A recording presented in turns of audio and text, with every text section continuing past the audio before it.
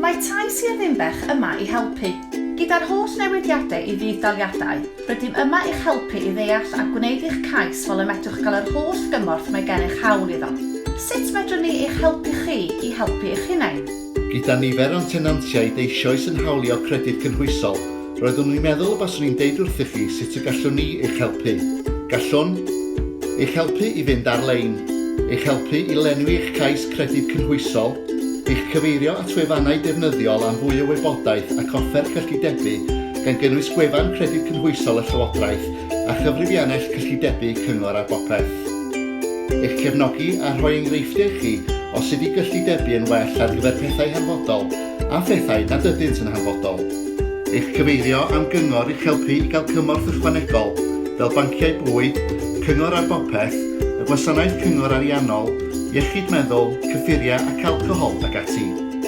Bod yma i chi gael siarad gyda ni.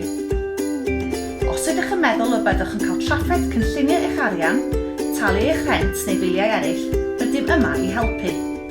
Os nad ydych yn siŵr beth mae Credyd Cynhwysol yn ei olygu i chi, cysylltwch ag un o'n tîm.